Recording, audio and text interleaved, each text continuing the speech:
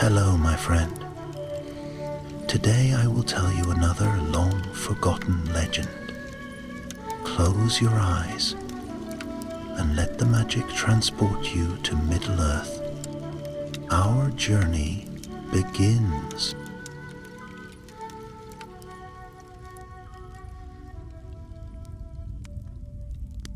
The wind from the east blew foul that night, carrying with it the ash of distant fires. Aragorn, son of Arathorn, wrapped his cloak tighter about his shoulders and pressed himself against the shadow of a jagged boulder. Before him stretched the desolation that men called the Black Land, bare ridges of slag and broken stone, rivers of dust instead of water, and a pall of smoke that choked the very stars. Few dared to come so close to Mordor, yet here he stood, silent as a hunter, eyes searching the wastes. He had come upon a trail, faint but certain. It was a twisting line of bent grass and clawed earth, leading into these borderlands where few tracks were made and none forgotten. It was the trail of Gollum, the miserable creature who had once borne the One Ring, and who now wandered restlessly, neither living nor dead in spirit.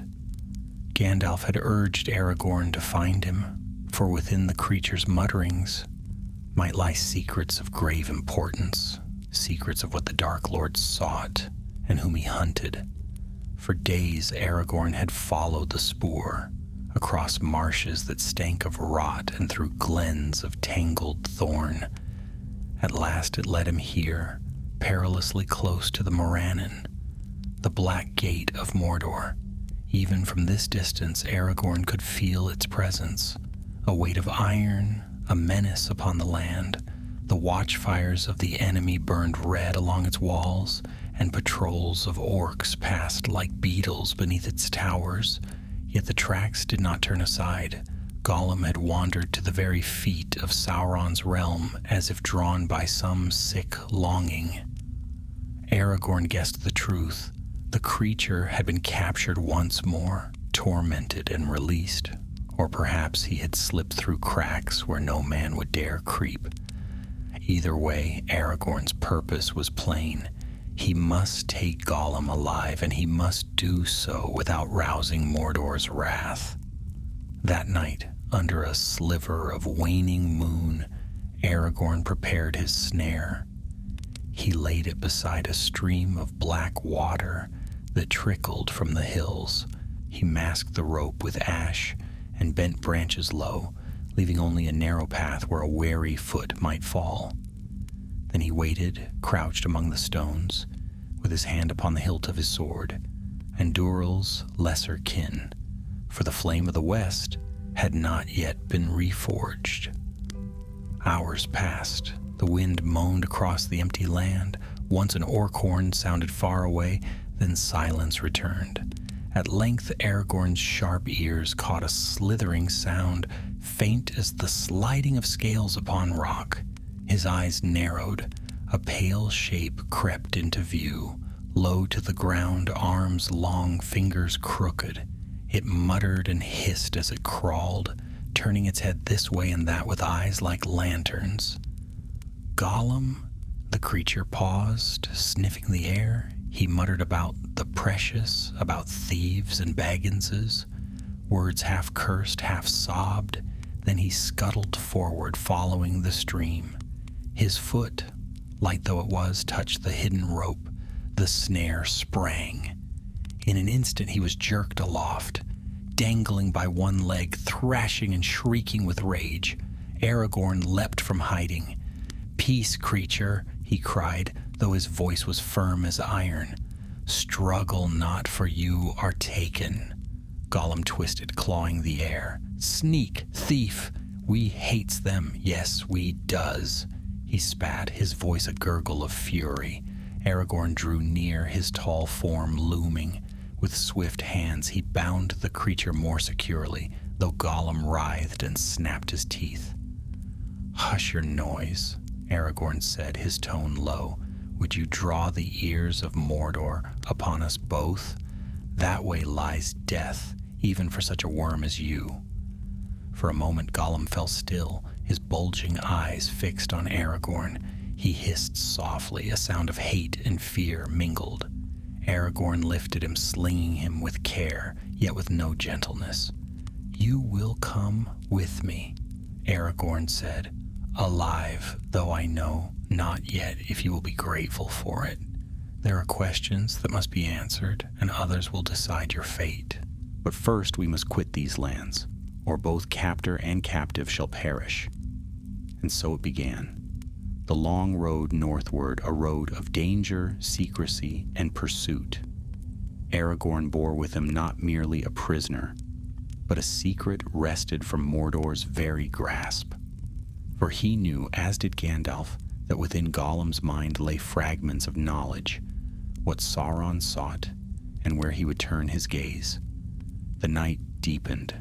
Aragorn moved swiftly, keeping to shadows, every sense alert. Behind him the fires of the Black Gate burned, and above them the ash-choked clouds swirled. The weight of peril pressed upon him, for Mordor was awake, and even the smallest of its secrets would not be surrendered without a chase. Yet Aragorn pressed on, his burden squirming, hissing, and whispering of the precious in broken tones. Thus began the secret journey, the perilous flight out of Mordor, and the tale of what the Dunedain carried from that dread land into the waiting world beyond. The dawn that followed was pale and cold, though the sun itself was hidden by the foul vapors that lay across the land. A dim glow spread in the east, yet even that was soon swallowed by a wall of dark smoke, billowing from Mount Doom far away. Aragorn moved swiftly over the rough ground, his boots finding the firmest stones, his cloak drawn about him to conceal the shimmer of his sword and mail. Upon his back, bound tight with ropes yet still writhing, clung the wretched Gollum. The creature muttered ceaselessly like a stream of filth running over rocks. Sometimes he whimpered, other times he spat curses, twisting his head to bite at the cords. Cruel men, cruel Dunedain, we hates them forever, took us from our paths, tied us like beasts. Yes, thieves. His voice fell then to sobbing whispers, but it's still there, still safe, precious. We'll have it back, oh yes, we will. Not yet, no, but we waits. Aragorn endured the noise without reply. His task was weighty, and the smallest slip might end it in ruin. He had dared to pass the very fences of Mordor, and though fortune had favored him thus far, he knew the servants of Sauron were not blind. If even a rumor spread that the strange creature had been taken from under their watch, swift riders would be sent to hunt.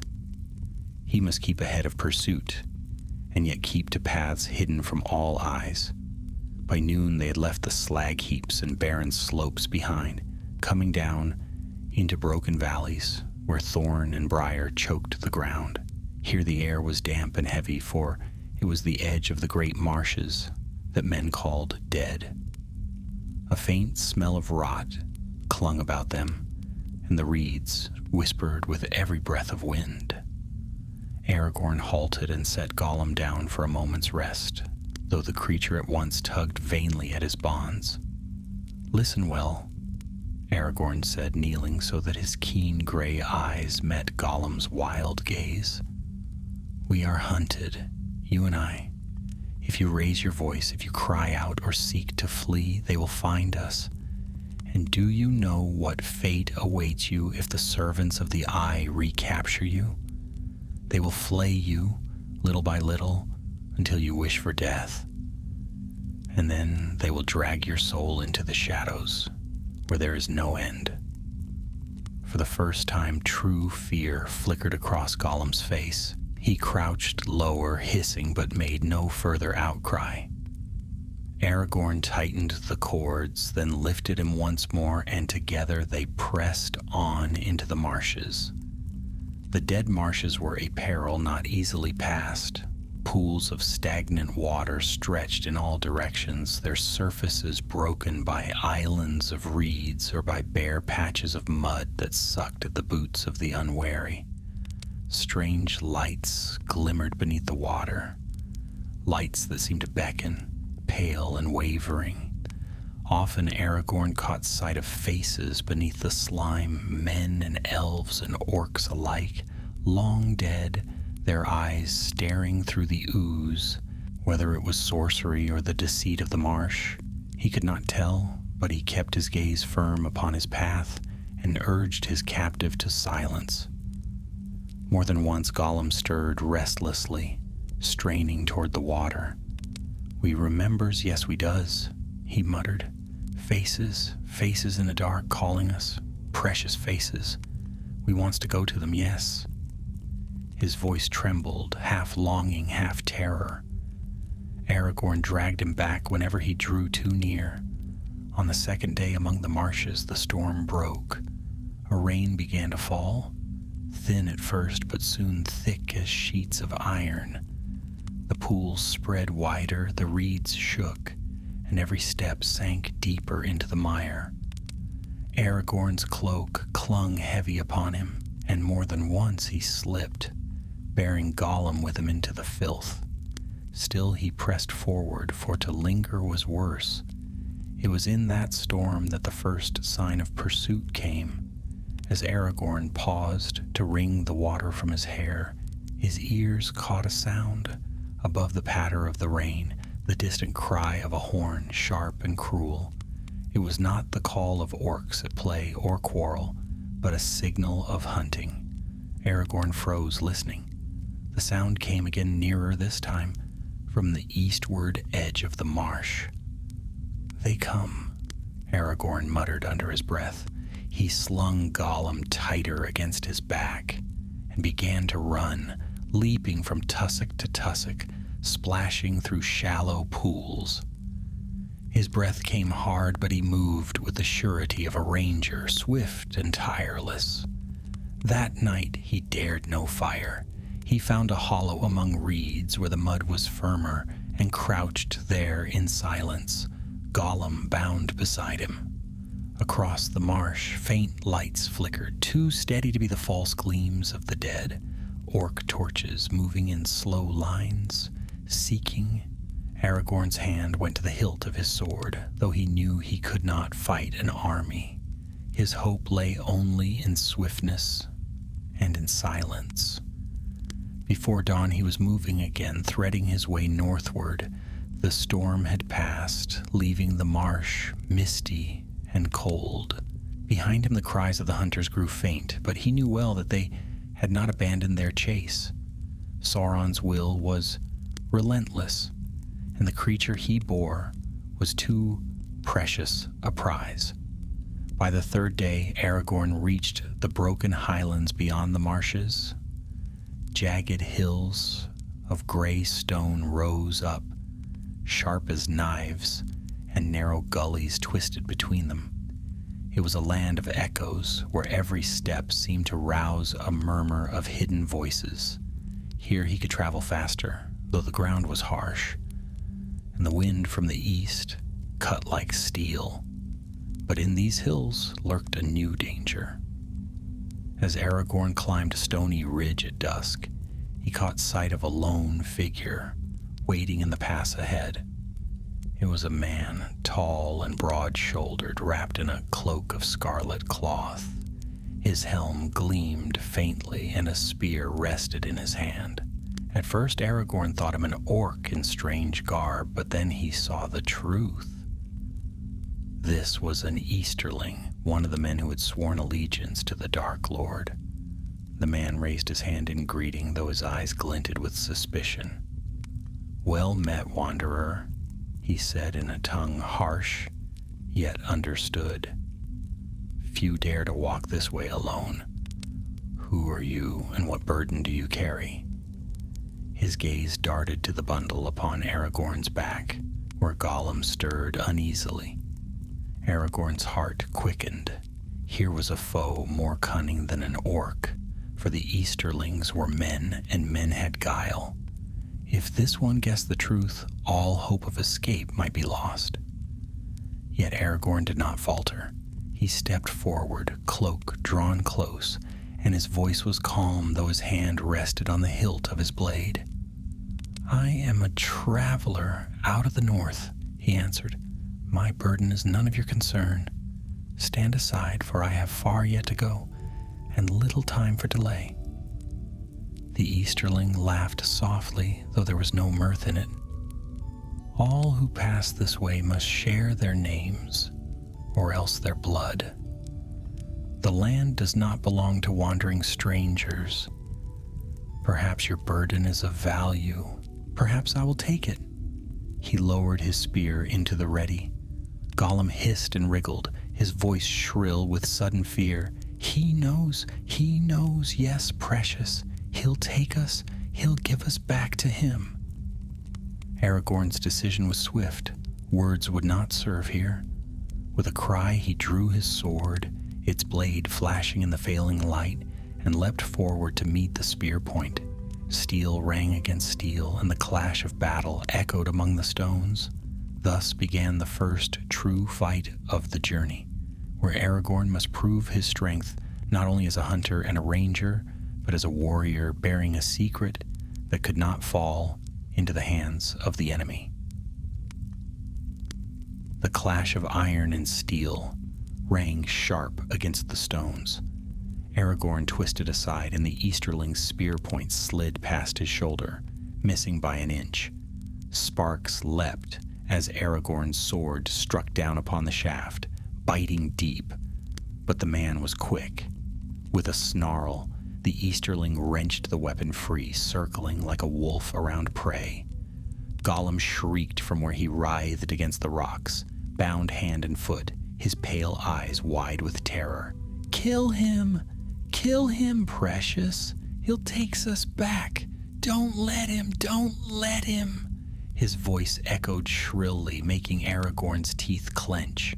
The Easterling lunged again, and Aragorn barely turned the spear aside.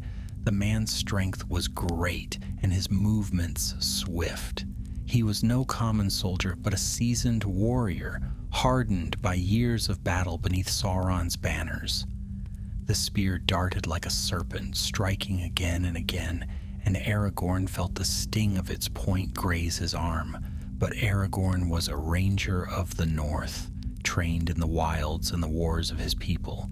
He gave ground, letting the Easterling press, waiting for the one opening.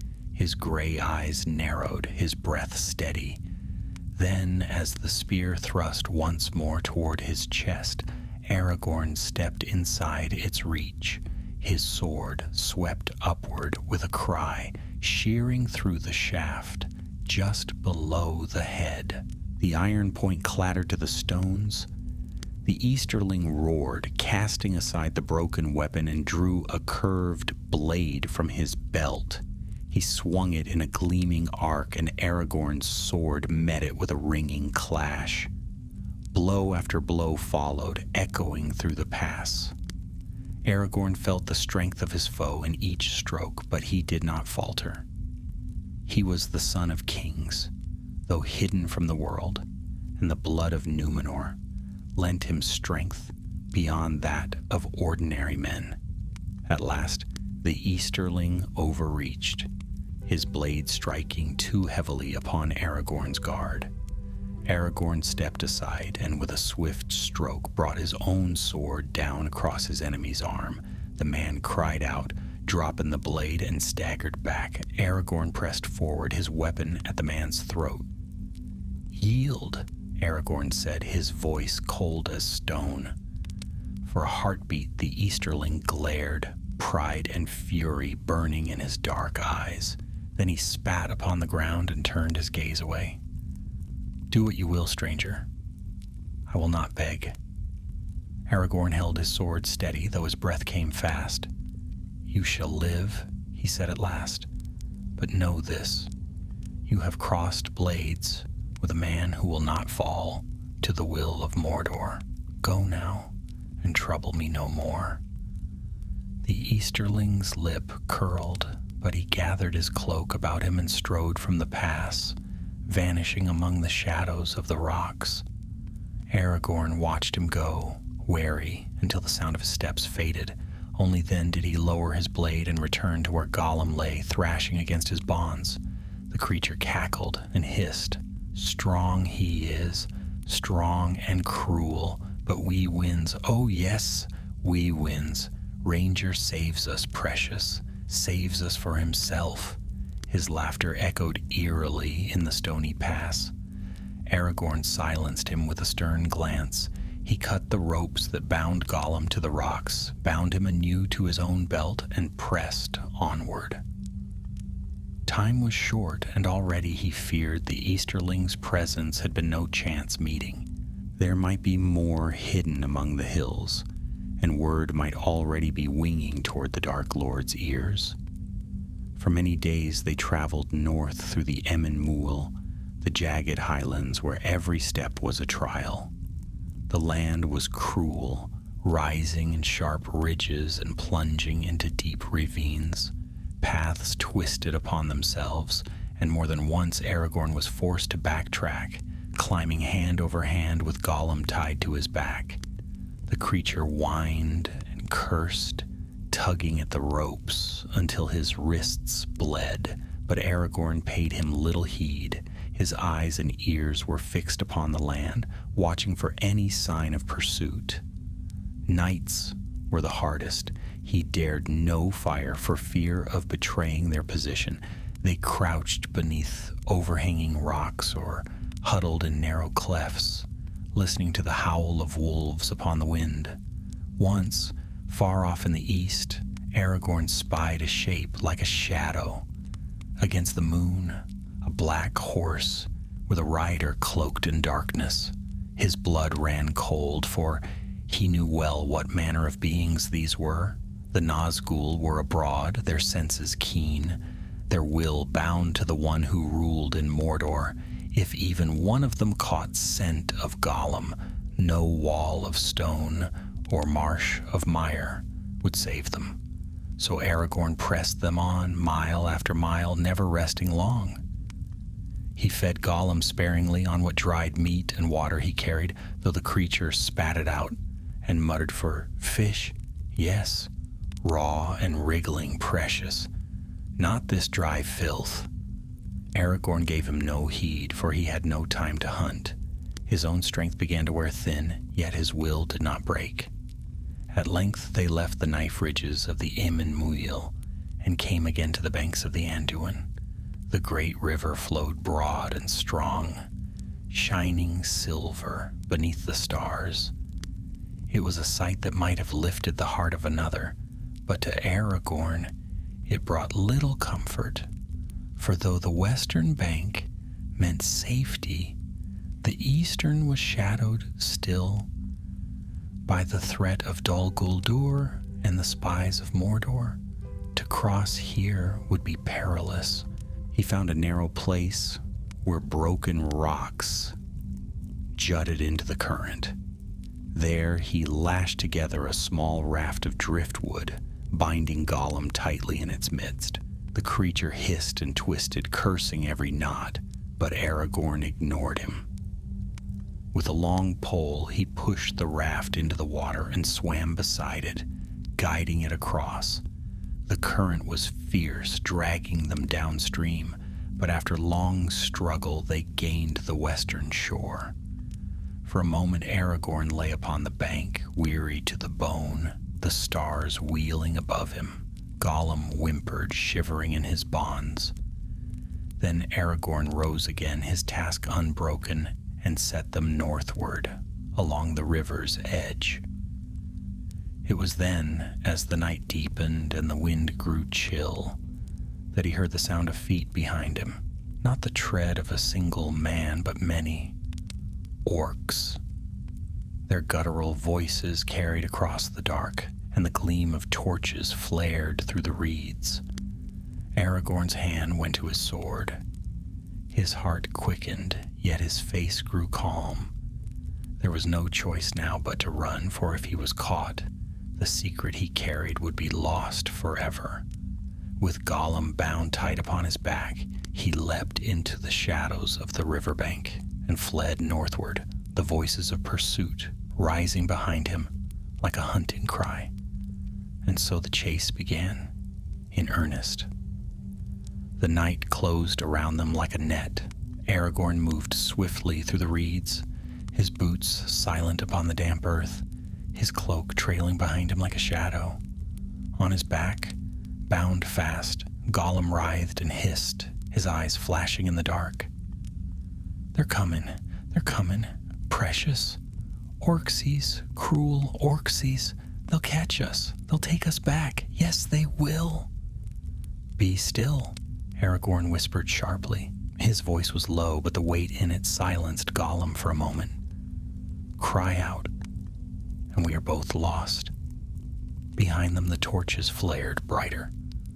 Rough voices barked orders in the black tongue, and the sound of iron-shod feet beat upon the earth.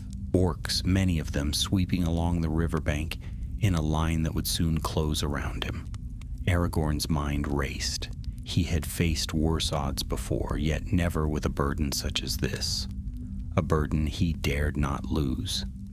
He darted left into a gully where tall reeds grew thick. The damp earth clung to his boots, and the smell of rot rose in his nostrils. The reeds shivered as he pushed through, bending beneath his weight. Gollum whimpered softly, his voice no more than a hiss. Too close, they seize us, they smells us, precious. Aragorn pressed a hand to the creature's mouth and froze. He could hear them now, orc voices only a stone's throw away. Torches flickered between the reeds, their light wavering, shadows leaping upon the mist. One voice growled in Westron, harsh and cruel. They said he was taken. The Master's will is clear. Kill the wretch if we find him. No man must take him from us. Aragorn's blood chilled. So it was true, even the orc captains had been given orders. Gollum was too dangerous to be left alive, too precious to risk in another's hands. His mission was more urgent than ever.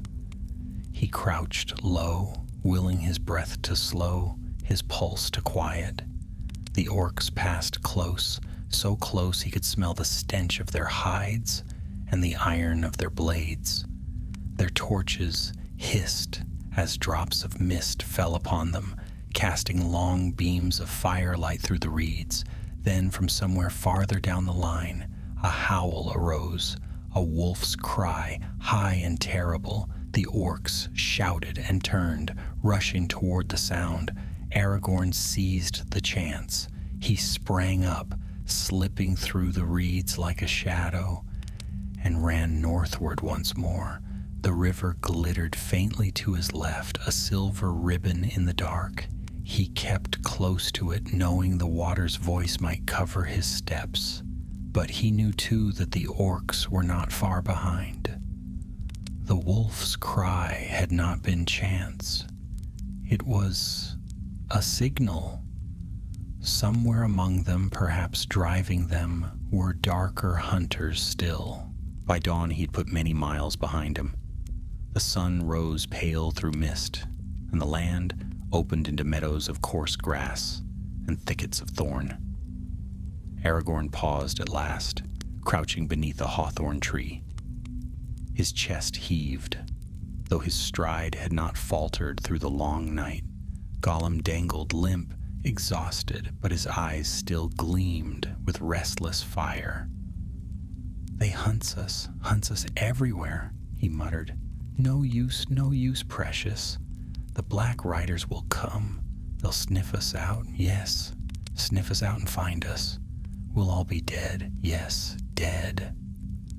Aragorn's hand tightened on his shoulder, stilling his mutters. Not if I have strength left in me, and I have more yet than you reckon.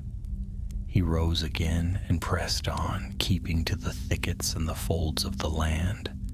At midday, when the sun shone weakly through drifting cloud, He came upon a narrow ravine where a trickle of water ran down the rocks. There he paused to drink, letting Gollum lap greedily at the stream. The creature's tongue flickered, his whole body quivering with need. He splashed his face and looked longingly at the water, as if he might dive into it and never rise again. Aragorn did not loosen the ropes. He knew too well how cunning Gollum was. He drank quickly himself, filled his water skin, and moved on. The land grew rougher again as the day wore on. Rocky hills rose before them, scattered with boulders and broken stumps of old trees. The wind whistled through the stones, and birds cried overhead. It might have been a lonely wilderness, untouched by men, had it not been for the tracks Aragorn saw in the dust. Boot prints, many pressed deep into the earth. Orc prints, some fresh, some a day old. He knelt and studied them, his face grave. The hunters were close indeed. That night he dared not rest long.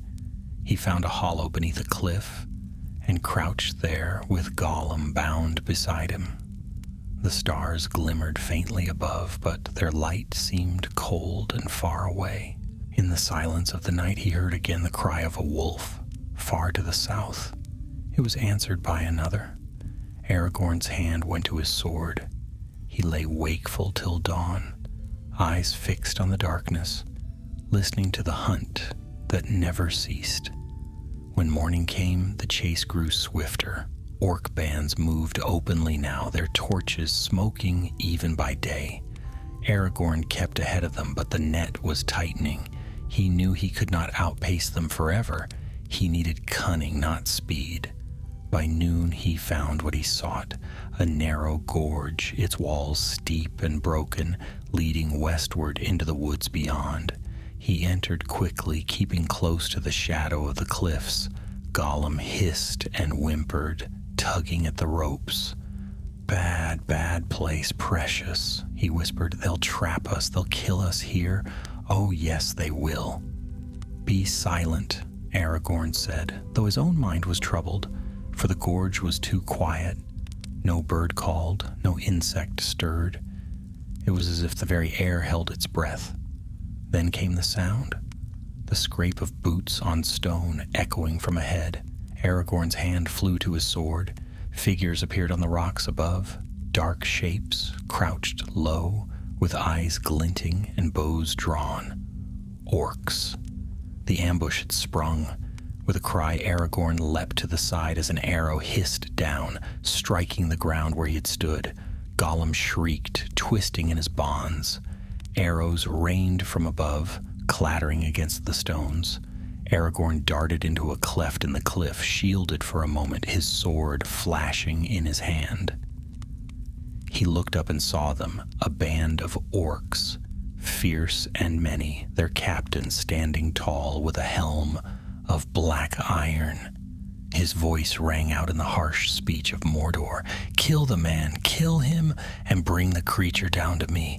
The master's will is clear." Aragorn's heart quickened. He could not fight so many in the open. He must break the trap or perish here with his charge. Drawing a deep breath, he sprang from the cleft, his sword blazing in the morning light. He struck down the first orc to leap upon him, cutting him from neck to knee. He moved like a storm, swift and deadly, his blade flashing left and right. Orcs fell before him, but still more pressed in. Arrows whistled past, one grazing his arm, another striking sparks from his blade. Gollum screamed and cackled, rolling upon the ground where Aragorn had cast him aside. "Kill them, yes, kill them all. Precious is ours, ours alone." The orc captain roared, leaping down into the gorge. His black blade gleamed, cruel and curved. He came at Aragorn with a cry, their swords meeting in a crash that echoed among the rocks. The force of the blow drove Aragorn back a pace, but he held his ground. Steel rang on steel, sparks leapt. The clash of their battle filled the gorge. While the orcs howled and pressed closer, Aragorn knew this was no common foe. This was a warrior chosen for the hunt, strong and skilled, and sworn to destroy him. And all the while, above the din, he felt it, a shadow upon his heart, a weight pressing from afar. Somewhere beyond sight, a darker will stirred, seeking, listening. The hunt was not merely of orcs. Something greater was drawing near, the Black Riders. The orc captain's blade clashed against Aragorn's once more, the force of it ringing up through his arm. Sparks flew, the smell of iron filled the gorge, and the cry of the other orcs rose to a fever pitch. They beat their spears on the stones, howling for their leader to strike down the man who defied them. Aragorn's eyes gleamed cold, and though his chest heaved with effort, there was a steadiness in his stance that no fear could shake. The captain was taller than most orcs, his arms thick as tree boughs, his armor black and spiked, his teeth bared in a savage grin. He pressed forward with heavy blows, each one strong enough to break a lesser man's guard. But Aragorn met him stroke for stroke, his sword flashing in the pale daylight that filtered into the gorge. "Hold him, hold him," the captain snarled, and two orcs leapt down from the rocks above, charging in at Aragorn's side. Aragorn whirled, his cloak snapping behind him. His blade swept in a wide arc, striking the first orc across the chest and felling him in a cry of blood. The second he caught with a swift thrust to the throat. The orc gurgled and fell, clutching at the wound. But in that instant the captain came at him again, his curved blade slashing toward Aragorn's unguarded side. Aragorn twisted, the blow grazing his ribs, tearing cloth but not flesh. He staggered back, his boots scraping against the rock, and raised his sword once more. Gollum shrieked from where he lay, bound at the base of the cliff. "Kill him, precious, kill him quick, or he's done for. Yes, done for." Aragorn spared him no glance. He locked his eyes on the captain, reading the rhythm of his strikes, the weight of his arm, the gleam of his cruel eyes. The orc pressed forward with another heavy slash, then another, his blade ringing against stone as Aragorn turned aside. He was strong, yes, but reckless, overconfident.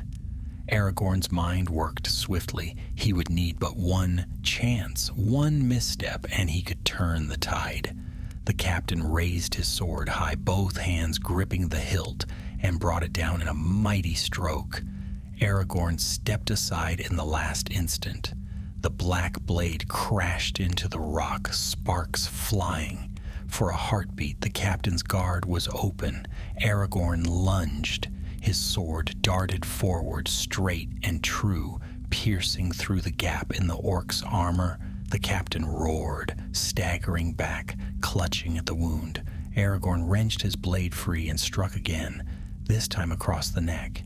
With a final choking cry, the orc captain fell to the ground, lifeless. The other orcs wailed in fury. Some drew back in fear, seeing their leader slain. Others shrieked for blood and leapt from the rocks. Arrows whistled through the air, striking sparks from stone, clattering against Aragorn's sword. He ducked into the cleft of the gorge once more, cutting down the first orc that rushed him. His breath came ragged now, his arm ached, his side burned where the blade had torn his tunic. Still they came on, a black tide of snarling foes. Aragorn's heart beat like a drum. He could not hold them long, not in the open, not against so many. His only chance was to break through, strike hard, strike fast, and flee before they closed their net. He leapt forward, his sword sweeping in deadly arcs, cutting a path through the press. Orcs fell before him, their cries echoing off the walls.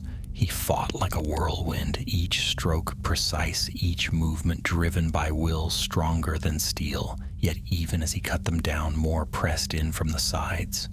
And then, over the clash of battle, a new sound rose, a cry, high and terrible, cold as death.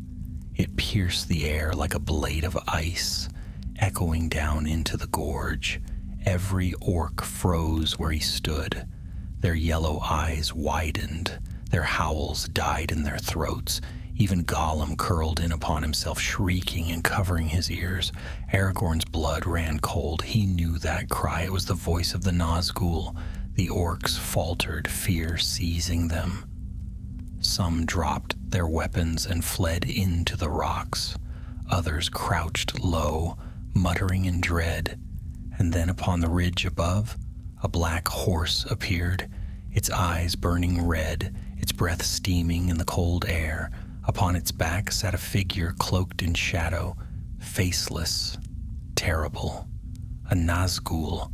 The rider's head turned slowly as if searching. Though no eyes were seen, Aragorn felt its gaze fall upon him, heavy as stone. His limbs trembled, his breath caught in his chest. Around him, the orcs cowered and whined, torn between terror of their master and fear of the man who had slain their captain.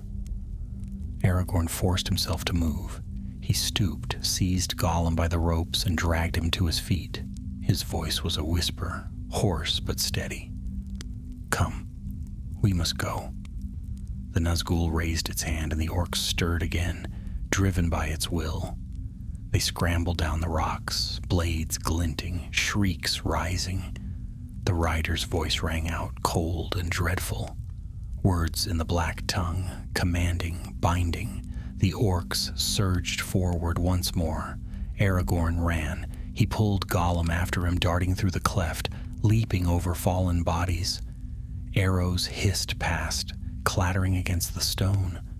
Orcs howled in pursuit, their fear of the Nazgul driving them on. The gorge twisted, narrowing, and Aragorn pressed through, heart pounding. Behind him, the cry of the Nazgul rose again, echoing through the rocks.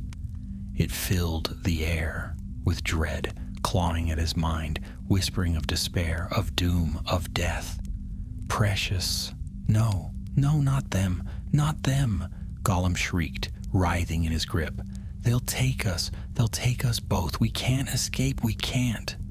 "Quiet," Aragorn hissed, though his own heart quailed. He forced his legs to move faster, his mind fixed upon the path ahead. The gorge opened suddenly into the wild. The hills stretched before him, gray and broken, the river glimmering in the distance. Aragorn did not pause. He ran down the slope, Gollum stumbling behind him, the orcs at his heels, the shadow of the Nazgul heavy upon them. The chase thundered on into the wild, man and captive fleeing before the host of Mordor, with death itself pursuing from above. And though Aragorn's heart quailed, though every breath burned in his chest, there was still fire in his spirit. He would not yield. He had taken this secret from the jaws of Mordor, and he would carry it to safety, or he would die in the attempt. The hunt was only beginning. The wild hills fell away into a barren stretch of land, broken only by thorn bush and scattered boulders. Aragorn ran, his breath rasping in his throat, his hand gripping the rope that bound Gollum. The creature stumbled and fell, shrieking, then scrambled upright again, dragged forward without mercy. Behind them, the cries of orcs echoed from the gorge, and above, the dreadful wail of the Nazgul rose once more. It was a sound like no other, piercing the marrow, stripping away all hope. Gollum collapsed, writhing and clawing at the ground, covering his head with his hands. Not them, precious. We cannot fight them. Leave us, we dies, yes, but not with them, not with them. Aragorn bent, hauled the creature up by the ropes, and hissed through clenched teeth, "Be silent, or I will gag you. We have no time." His gray eyes burned with a light of their own, though his face was pale. He felt the weight of the rider's gaze, even from afar, pressing down upon him like iron chains. The sun was sinking now, swallowed by a haze of smoke from the east. Shadows lengthened, creeping across the land. Aragorn knew what that meant. The Nazgul grew stronger in darkness. Soon their presence would be unbearable, their power too great for any mortal to resist. He forced himself to think, to look upon the land with a hunter's eye. A mile to the north, he saw a tangle of stony ridges, jagged and close-knit. If he could reach them, perhaps he might lose the orcs, perhaps even hide from the rider's sight. But the distance was long, and the hunters behind him were swift. The pounding of feet grew louder. Orc voices rose in triumph, for they saw their quarry faltering. An arrow hissed past, striking sparks from a stone near Aragorn's head. Another thudded into the earth at his feet. He ducked low, pulling Gollum with him, and darted toward a shallow gully. The land dipped, hiding them from sight for a moment. He seized the chance, leaping over stones, splashing through a trickle of water, and climbing the far bank. His muscles burned, but he did not slow. Gollum whimpered and gasped, his thin limbs flailing. We can't. We dies here, precious. They takes us back, they burns us, they tears us. Move, Aragorn snarled, yanking the rope. He could not allow the creature to falter, not now. The ridge drew nearer, stone teeth rising from the earth. Aragorn's heart hammered in his chest. If he could reach those rocks, perhaps he could buy a moment's respite.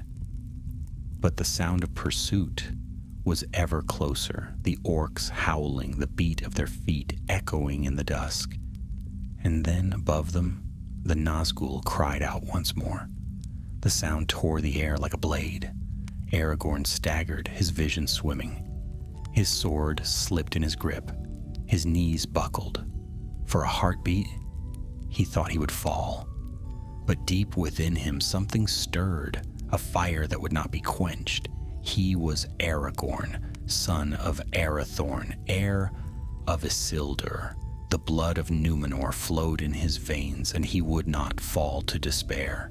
Gritting his teeth, he straightened, forcing one foot before the other, dragging Gollum with him. They reached the rocks at last. The ridges loomed high, their faces cracked and shadowed. Aragorn slipped into a narrow cleft, pulling Gollum after him. The passage was tight, forcing him to turn sideways, but it led deeper, twisting and winding until the cries of orcs grew fainter. At last, he found a hollow beneath an overhang of stone. It was dark, hidden from the open sky. He pushed Gollum down, bound him fast, and crouched with his back to the wall. His chest heaved, his sword rested across his knees. Above, the cry of the Nazgul echoed once more. Closer now, Aragorn felt the weight of its presence pressing into the very stones. Gollum whimpered and rocked back and forth, muttering to himself, "They'll find us. They always finds us, precious. We can't hide, not from them. We should go to them, yes, beg them, maybe they spares us." Aragorn's eyes flashed. He seized the creature by the throat, silencing him with a grip like iron. "Speak such words again," he whispered, his voice low and fierce, "and I will bind your mouth until we reach Mirkwood. Do you hear me?" Gollum's eyes bulged, and he nodded frantically. Aragorn released him, though his hand lingered a moment longer, as if to remind him of the strength that held him. Silence fell. The only sound was Aragorn's own heartbeat, loud in his ears. He closed his eyes for a moment, forcing his breath to slow. The presence of the Nazgul ebbed and flowed like a tide of shadow sweeping over the land. At times it seemed near, at others far, but always it lingered. Hours passed. Night deepened. The orcs' cries faded, but Aragorn did not move. He waited, still as stone, until the stars wheeled overhead and the moon rose pale above the ridges. Only then did he stir. He bound Gollum tighter, gagging him with a strip of cloth. The creature glared, hissing through his teeth, but Aragorn ignored him. He rose, stretching his weary limbs, and looked northward. The road was long still, and danger lay upon every mile, yet he must press on. Before dawn he slipped from the hollow, moving silent as a shadow. The land beyond the ridges was wild and broken, a maze of gullies and stony slopes. Aragorn moved swiftly, weaving through the rocks, his eyes ever watching the horizon. And though the cries of pursuit had faded, though the shadow of the Nazgul did not press so heavily upon him, he knew well that the hunt was not ended. The servants of Mordor would not give up so easily.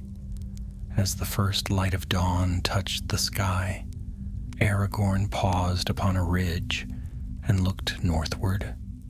In the far distance he saw the dark line of Mirkwood, its trees rising like a wall against the horizon. There lay his goal, though many leagues still separated him from its shadow. He drew a deep breath, tightening his grip on the rope that bound Gollum. "Come," he said softly, his voice steady. "We are not yet safe, but we are closer." And with that he pressed on into the dawn, bearing with him the secret he had wrested from Mordor's grasp. For the chase was not over. It had only begun. The pale morning brought no comfort. A thin mist lay over the land, curling around the stones like ghostly fingers, and the air was chill. Aragorn pressed forward, his boots crunching softly on the gravel path that wound between the ridges. Behind him stumbled Gollum, bound with ropes, gagged still, though his muffled hisses rose now and again, like the croak of a sick bird. The land was cruel. Broken rocks jutted up like teeth, and gullies yawned suddenly at their feet. Thorn bushes clawed at Aragorn's cloak, and every step seemed watched, though no eye could be seen. It was a place where even the wind carried menace, sighing low through cracks in the stone. Aragorn's heart was heavy. Though he had won a night's respite, he knew it could not last. The Nazgul did not abandon their quarry. They would circle, seeking until they found his trail again. The orcs, too, scattered as they were, would not cease the hunt. He could feel the weight of pursuit, far behind yet drawing ever nearer. Still, he did not falter. His stride was long, his will unbent. He was a ranger, born for such trials, and though his body ached from battle and his wounds throbbed, he pressed on, his eyes fixed northward toward the faint, dark line of trees upon the horizon. Mirkwood. If he could reach it, he might yet deliver his charge. The day passed slowly. The sun rose weak behind thin cloud, then sank again toward the west. They crossed dry valleys, where old streams had long since withered, climbed jagged ridges where the stone crumbled beneath their feet, and picked their way through narrow clefts where the light itself seemed dim. At dusk, Aragorn found a shallow cave beneath an overhanging rock. There he halted, unbinding Gollum's gag, but leaving the ropes tight. The creature spat at once, his voice rising in a hiss of fury. "Cruel, cruel men, ties us, hurts us, drags us, yes. We hates him forever."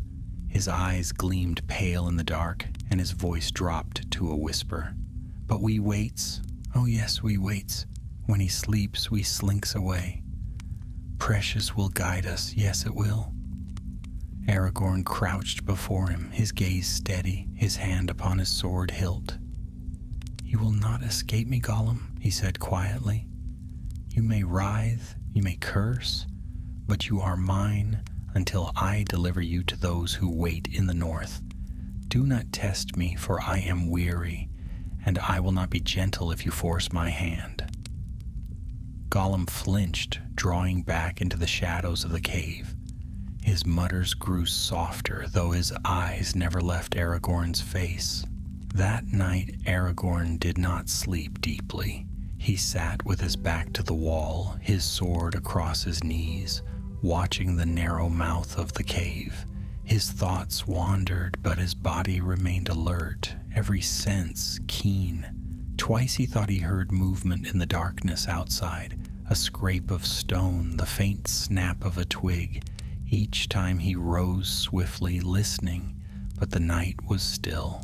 Toward dawn he dreamed of a shadow sweeping over the land, a crown of iron upon a faceless head, and voices crying in the dark. He woke with a start, his hand tight upon his hilt. The fire of his dream lingered in his chest, and he knew it had not been mere fancy. The Nazgul were searching still. By morning they were on the road again. The land grew softer now, the ridges giving way to rolling downs, though the grass was dry and the soil poor. Birds wheeled overhead, their cries sharp and thin. The air smelled faintly of pine, a promise that the forest was nearer, but danger lay close.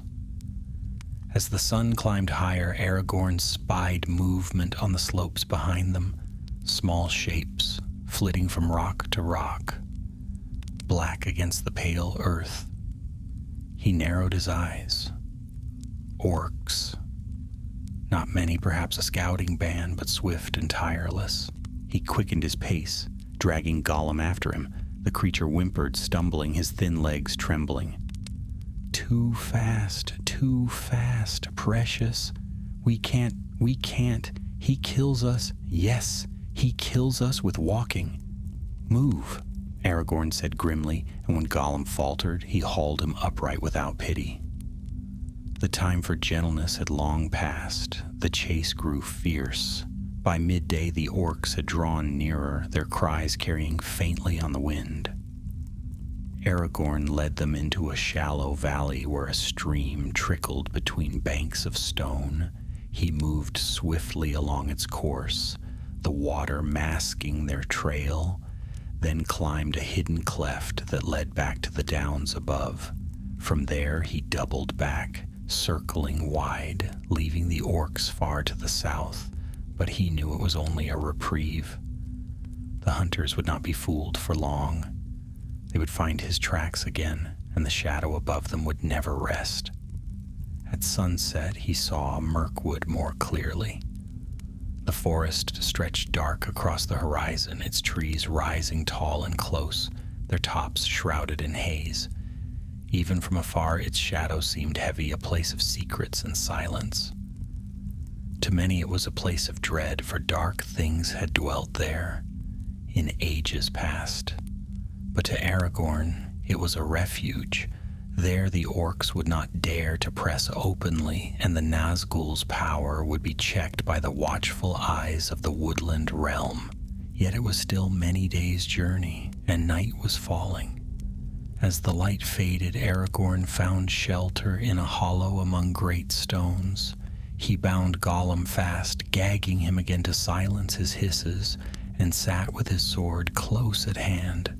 The wind howled across the downs, carrying with it a faint sound that made his blood run cold, the distant cry of a horn, harsh and cruel. The orcs had found the trail again. Aragorn's jaw tightened. He looked northward toward the forest and whispered, "Not far now. If I have strength, I will reach it." And so beneath the gathering dark, he sat watchful, bearing his heavy secret still, while far behind the hunters of Mordor drew ever closer. The chase was not yet ended, nor the peril past. The land itself seemed to hold its breath, waiting for what would come. For in the wild between Mordor and Mirkwood, shadows walked, and not all of them wore shapes that could be seen. The wind shifted during the night, carrying with it the rank stench of orc fire. Aragorn stood upon the edge of the stone hollow, his cloak drawn close about him, listening. The cries of the hunters had faded with the evening, but he knew they had not abandoned the chase. They were cunning now, moving silent, closing in.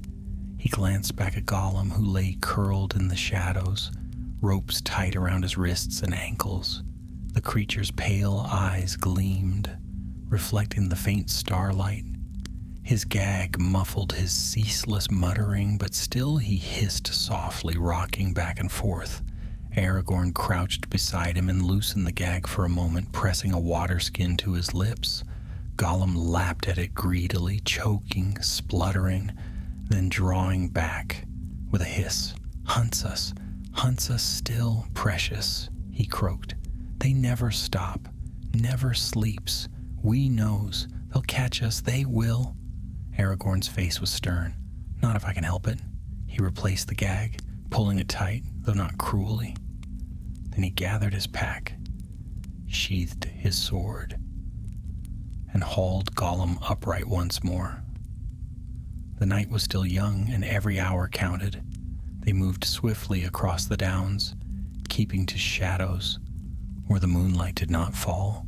The grass whispered underfoot, the stones gleamed faintly, and far to the south the flicker of firelight marked where the orcs kindled their camp. Aragorn pressed on northward, his eyes fixed on the distant line of trees that marked the border of Mirkwood. As the night deepened, the sound of pursuit grew nearer again. Orc voices carried upon the wind, low growls, guttural laughter, the clatter of iron. Aragorn's heart quickened, but his stride did not falter. He knew the land offered little cover here. If he was to escape, he must use cunning, not speed. At dawn he came upon a narrow ravine, its sides steep and broken, with a stream trickling at its heart. He led Gollum down into it, following the course of the water for a league. The sound of the stream masked their steps, and the damp earth muddled their scent. At last he climbed a rocky slope, reaching the downs again, leaving the ravine behind. There he paused, crouching low, and looked back. The orcs were scattered upon the hills, searching. Some prowled along the ravine, others fanned out across the downs. They were close, but not yet upon him. For the moment, his ruse had worked. Gollum twisted against the ropes, hissing behind his gag. His eyes gleamed with a strange light, half fear, half cunning. Aragorn did not trust it. He knew well that the creature longed for escape, and he would not give him the chance. They pressed on through the day, though the sun shone weak and pale. The land sloped gently downward now, leading toward low woods and tangled thickets. The scent of pine grew stronger, and Aragorn's heart lifted, though only slightly. Mirkwood was nearer. By dusk he found a small copse of trees, their branches thick enough to hide them from sight. There he made camp, though no fire was kindled.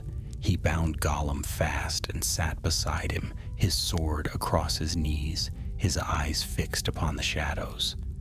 It was then that the dread returned. At first, it was only a feeling, the weight of unseen eyes, the stirring of shadow in the heart. Then came the sound, a cry, high and terrible, echoing across the land. It pierced the air, and all the night seemed to shudder. Gollum shrieked, thrashing against the ropes, his voice muffled by the gag. His whole body shook, his eyes rolling white with terror. Aragorn's blood ran cold, but his jaw tightened. He had felt this before. The Nazgul were near again. The cry rose once more, closer now, and Aragorn felt the weight of despair pressing down upon him. His hands trembled, his breath grew short, yet still he gripped his sword. He forced himself to stand, to look out across the downs. There upon a distant ridge he saw it, a black shape mounted upon a great horse, its cloak billowing though no wind stirred. The rider sat still as stone, its faceless gaze sweeping the land. Even from afar, Aragorn felt its will probing, searching, reaching toward him. He crouched low, pulling Gollum close, pressing the creature into the shadow of the trees. His heart thundered, but he forced his breath to stillness. He whispered words of the old tongue, the tongue of his people, a prayer of strength, though no sound left his lips. The rider lingered. Then slowly it turned and moved along the ridge, vanishing into the mist, but the weight of its presence did not fade. Aragorn knew it would return. When the night grew deepest, he rose once more and led Gollum northward. The creature stumbled, his body trembling still, his eyes wide with dread. He muttered ceaselessly, words broken and frantic, though the gag muffled them. Aragorn dragged him on, his own will like iron. The next day passed in weary silence. Aragorn did not rest, save for brief moments when he crouched to drink from a stream or let Gollum's bonds be loosened for water. His eyes were hollow, his face pale, yet still he moved. The land grew gentler now, with more trees, more shadow. Mirkwood loomed nearer, but so too did danger. At midday, as they crossed a shallow vale, Aragorn heard a horn's cry, harsh and close. Orc voices answered, rising in triumph.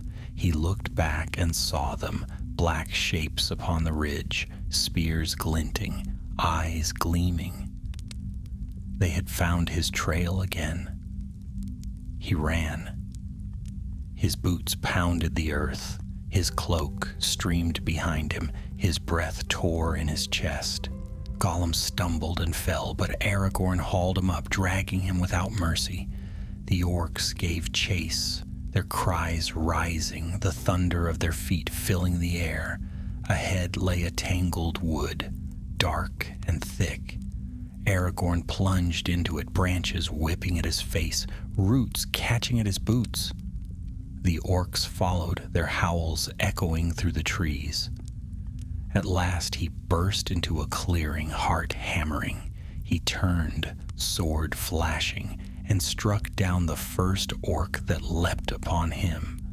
Another followed, and he cut it down as well. Blood stained the grass, the air rang with cries. Gollum cowered in the shadows, shrieking. The fight raged, swift and fierce. Aragorn moved like a storm, his blade flashing, his cloak swirling. Orcs fell before him, yet still they came on, snarling, clawing. And then, once more, the cry of the Nazgul pierced the air. The orcs faltered, their courage shaken. Aragorn felt the weight of shadow pressing upon him again, his limbs trembling, his vision swimming. He clenched his teeth, forcing his will to hold. He struck one last blow, felling an orc captain, then seized Gollum and fled once more into the trees.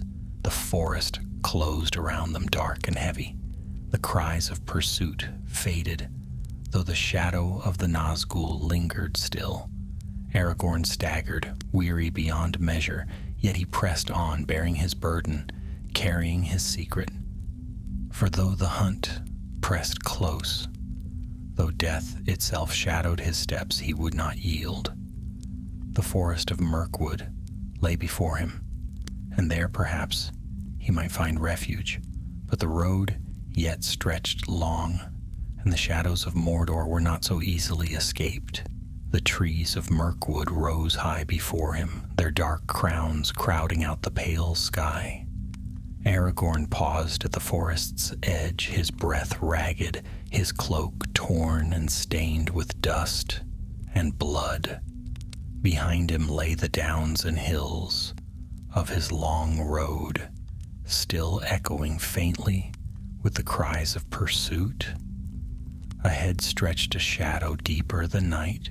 The eaves of the forest loomed thick with pine and oak, their roots tangled, their branches knitting so close that little light could pierce within. A chill seemed to seep from those trees, as if they guarded secrets best left untold. Many men feared Mirkwood, for dark things had once dwelt there. Yet to Aragorn it was a refuge, for Thranduil's people watched its borders still, and Mordor's servants did not tread there freely. He drew a steadying breath, then glanced down at his captive. Gollum crouched at his feet, ropes binding his wrists and ankles, his pale skin blotched with grime, his wide eyes gleaming with both terror and hunger.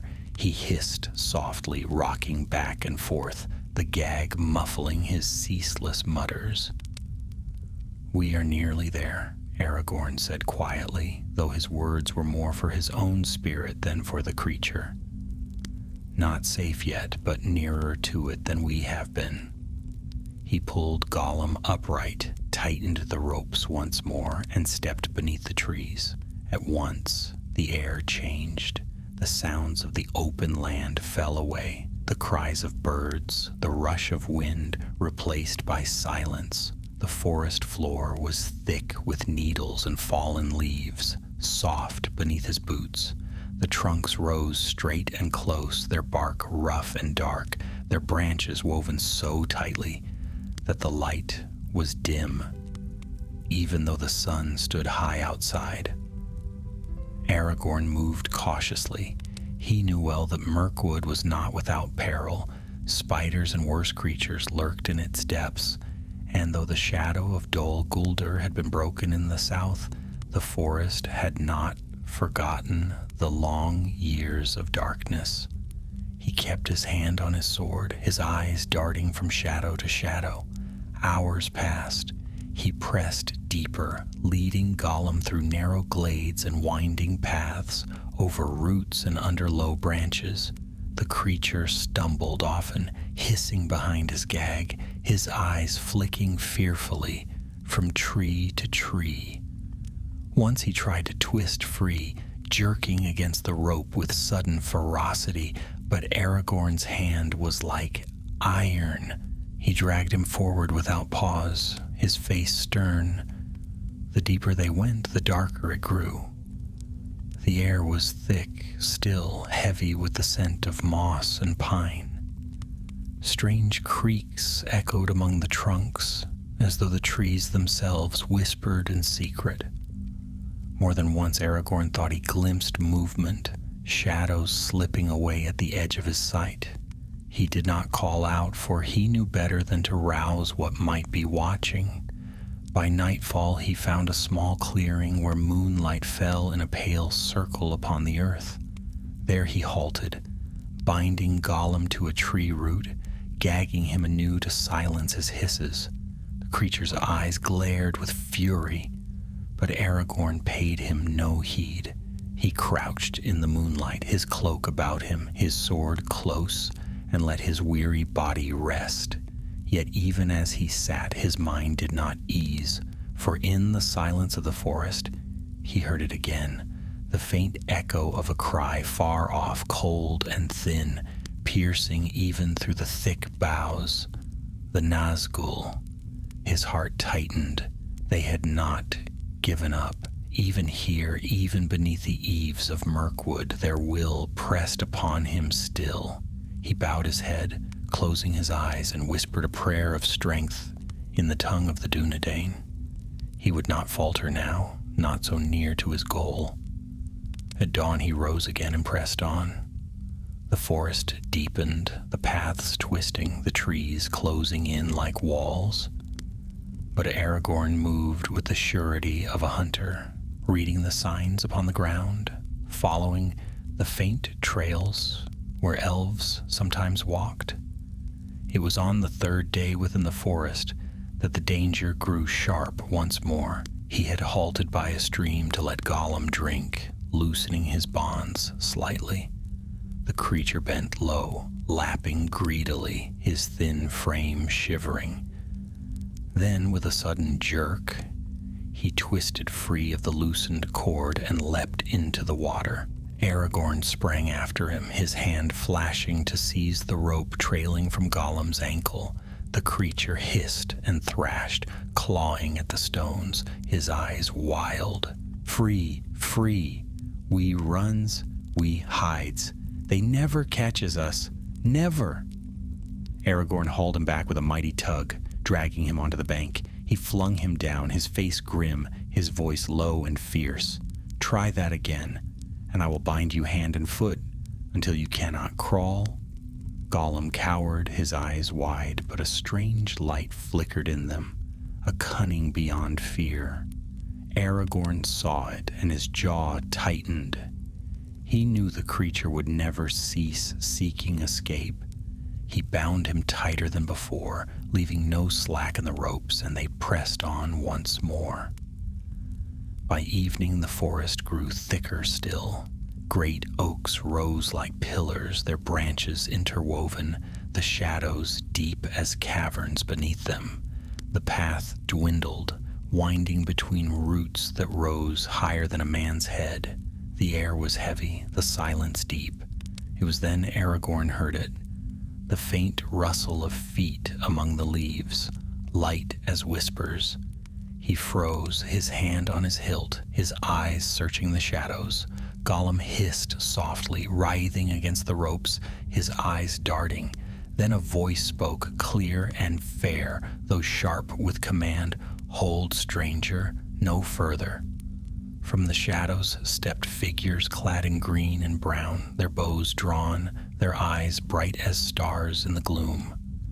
Elves, the wood elves of Mirkwood.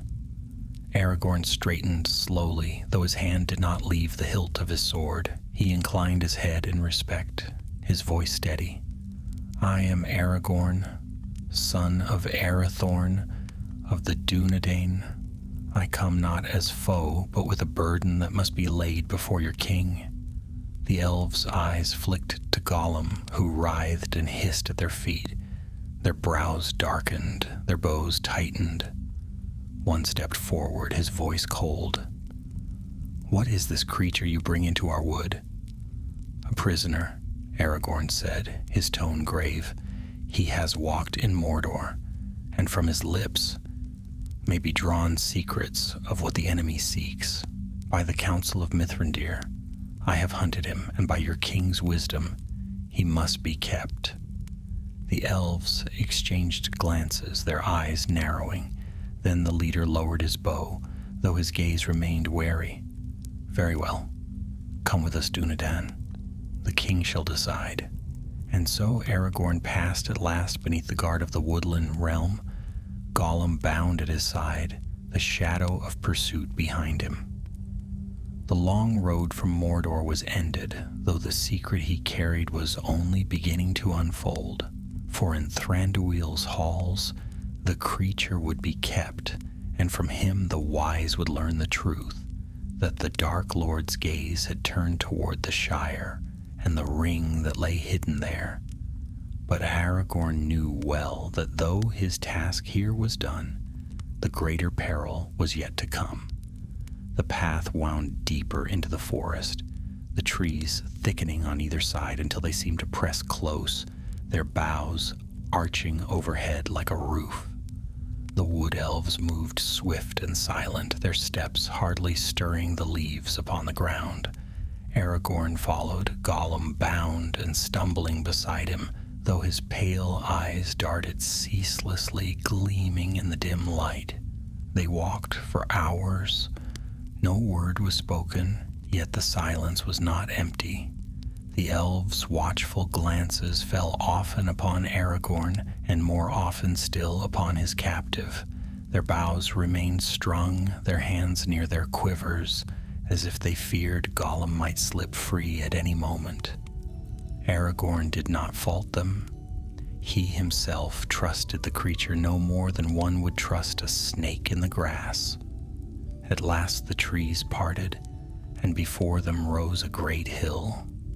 Upon its slopes were built halls of stone and wood, cunningly wrought, their doors and windows shining with lamplight. Bridges of woven branches arched from tree to tree, and the faint sound of singing drifted through the air, fair yet tinged with solemnity. It was the stronghold of Thranduil, the elven king of the woodland realm. The guards led them to the gates, high and carved with leaves and vines, and there they were met by others who bore spears tipped with silver. Aragorn gave his name once more, and though the elves frowned at the sight of Gollum, they admitted him within. The halls were cool and shadowed, their walls lined with carvings of trees and stars. The air smelled of pine and stone. Aragorn walked with steady stride, though his weariness pressed heavy upon him. His long road was nearly done, yet he knew the burden he bore was not easily laid down. They came at last to a wide chamber where the light of many lamps glowed golden upon the walls. At its far end stood Thranduil himself, tall and proud, his hair shining like pale gold, his crown of leaves and berries set upon his brow. His eyes were keen, bright as cold starlight, and they fell first upon Aragorn, then upon Gollum, with a look both curious and wary. The guards bowed low. "My lord, this is Aragorn, son of Arathorn, who comes from the north with a prisoner of strange sort. He says the council of Mithrandir sent him hither." Thranduil's gaze lingered on Aragorn for a long moment. Then he spoke, his voice fair but edged with command. "Step forward, Dunedain. Speak and tell us why you have brought this creature into my halls." Aragorn advanced, bowing with respect, though he did not lower his eyes. "My lord Thranduil," he said, "I have hunted long at Mithrandir's bidding, and have taken this wretch alive out of the very borders of Mordor. He is called Gollum, though once he was a creature of another name. He has seen what lies within the Black Land, and from his lips may be learned what the enemy now seeks. Yet he is cunning and dangerous, and his keeping is no small charge. Therefore I bring him here, that in your halls he may be guarded, until the wise may question him." Thranduil regarded Gollum with narrowed eyes. The creature crouched low, bound in ropes, his lips drawn back in a hiss. His mutters rose faintly, though the guards kept him from lunging. "A strange prize you bring," the king said at last, "and a perilous one. Do you know, Aragorn, what shadow follows in his wake? Even now I feel it. The servants of the enemy will not rest while he is abroad." Aragorn's face was grave. "I know it well, Lord. The Nazgûl themselves were abroad in the chase. More than once they were upon me, yet by fortune and by will I escaped. But I tell you this, if Gollum were left free, he would flee back to Mordor, or else seek again that which he has lost.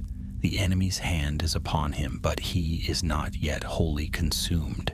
He must be kept safe and alive if we are to know what Sauron plans."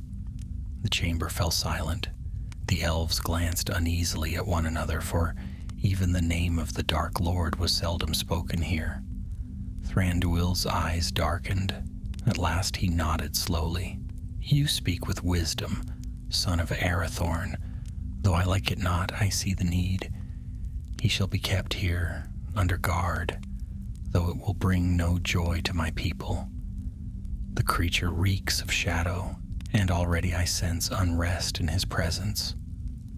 He raised his hand, and the guards stepped forward, seizing Gollum by the ropes. The creature shrieked, twisting his eyes wide with terror. "No, no, not here, not here. We wants the precious. Give it to us. Cruel men, cruel elves, we hate you forever." His cries echoed through the hall, shrill and wretched. Yet the guards bound him fast and dragged him away, their faces hard. When the noise had faded, Thranduil turned again to Aragorn. You have done a great deed, though it brings little thanks. Few would dare such a road, and fewer still would survive it. Long have I known of the Dunedain, and I see now that their courage is not diminished. Aragorn bowed his head. I did only what I must. Yet I am weary, Lord, and my road from here is still long. I ask only rest for a time, and then I must return to the north. You shall have it, Thranduil said. You are welcome in my halls, though shadows press even here. Rest, Aragorn, and may your strength be renewed. The days ahead will call for it. So Aragorn was given a chamber of stone and wood, lit by the soft glow of lamps. There he lay down his cloak, unbuckled his sword, and at last sank into rest.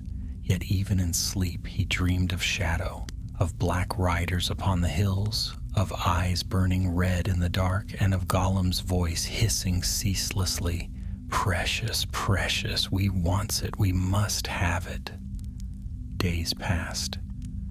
Aragorn walked at times among the elves, speaking little, his thoughts turned inward. He saw Gollum no more, for the creature was kept deep within the dungeons, bound and watched.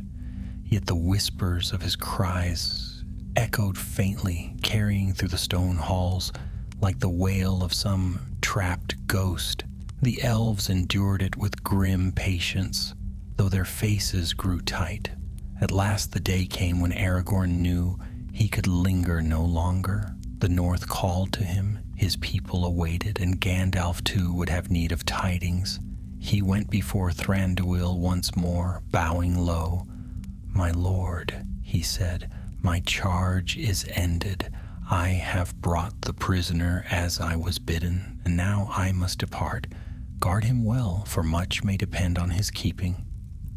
Thranduil inclined his head. "Fear not, though I like it not, he will be watched. Yet beware, Aragorn, such creatures are cunning.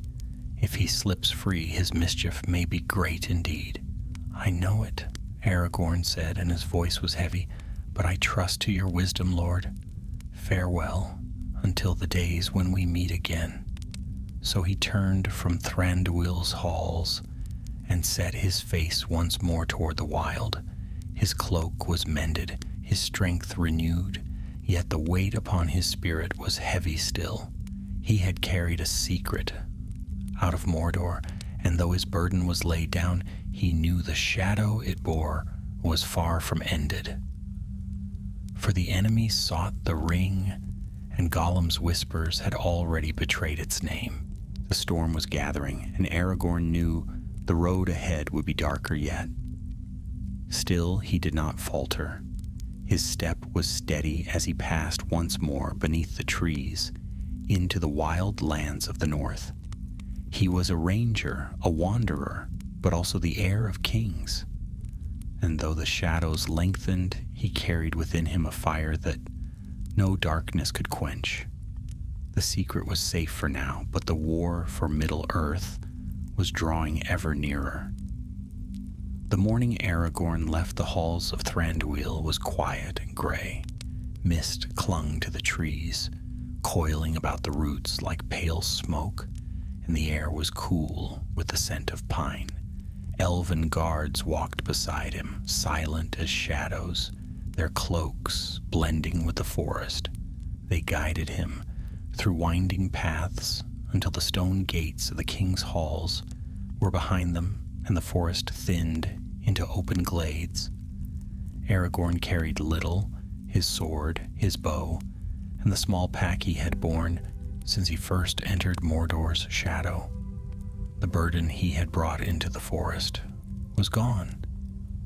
Gollum was chained far beneath the earth in Thranduil's dungeons, where cunning locks and vigilant watch would hold him. For the first time in many weeks, Aragorn's shoulders were unburdened, yet though his body was lighter, his spirit carried a weight that rest could not ease. The elves halted at the border of the wood. Their leader, tall and stern, inclined his head. "Here we part, Dunedain. The king thanks you for the courage of your road, though he did not welcome the creature you brought. Still, your name will be spoken with respect in these halls." Aragorn bowed in return. "Tell your lord my thanks. I trust his watch is strong, for much may depend upon it. Farewell." Without further word, he turned and stepped out into the wide lands of the north.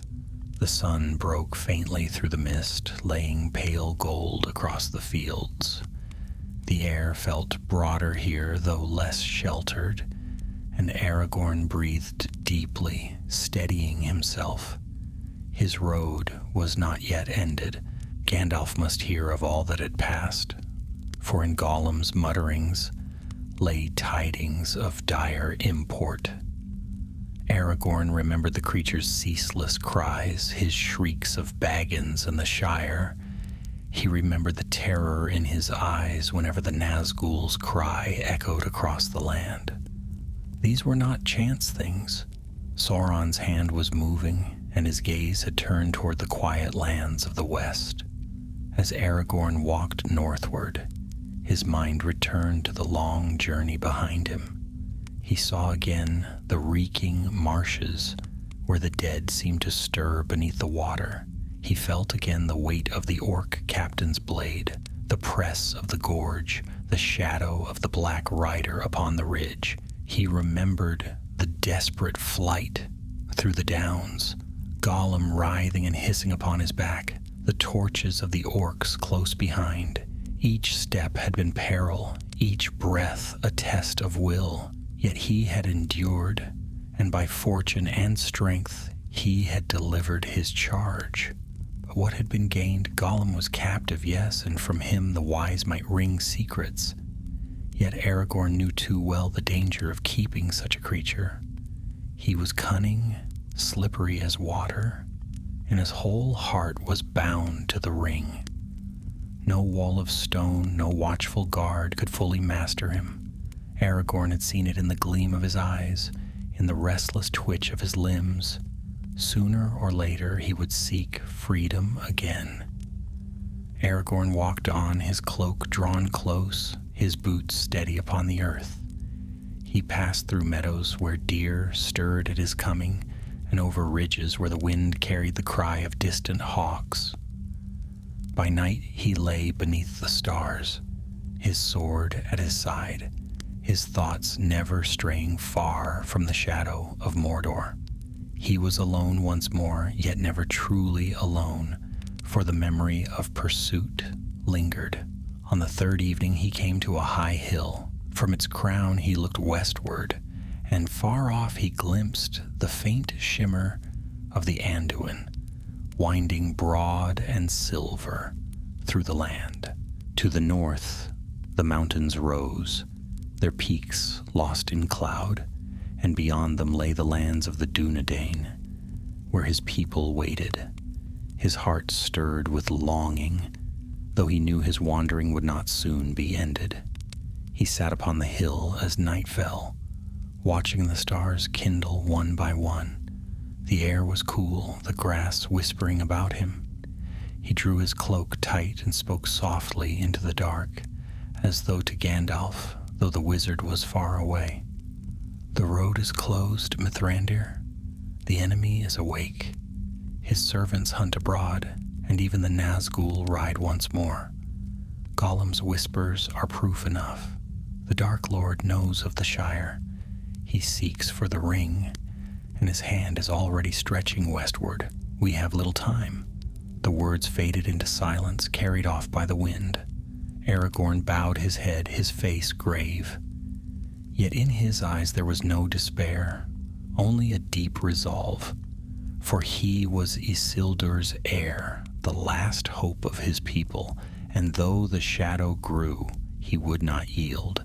He rose again and set his feet upon the path, turning northward. His cloak billowed in the night wind, his stride steady. Behind him the forest of Mirkwood loomed dark, and within its halls Gollum twisted and muttered in chains. Before him lay the wild, wide and perilous, yet also free, Thus ended Aragorn's secret road out of Mordor, a road of peril, of shadow, of endless pursuit. He had carried with him a secret that few would ever know, that Sauron's gaze was turned toward a small land far in the west, a land unready for war. The burden of that knowledge weighed upon him still, yet he bore it as he bore all things, with patience, with courage, and with the unyielding will of a man who would one day be king. The stars shone cold above, and the world lay vast before him. Aragorn passed on into the night, his figure tall and lone against the starlit hills, carrying with him the fire of Numenor into the gathering dark. And though Mordor's shadow lengthened, though the hunt of the enemy spread ever wider, still hope walked beside him, unseen but unquenched. For the road was long, and the tale not ended, but the Dunedain did not falter. He had borne the secret out of Mordor, and with it he bore the fate of Middle-earth.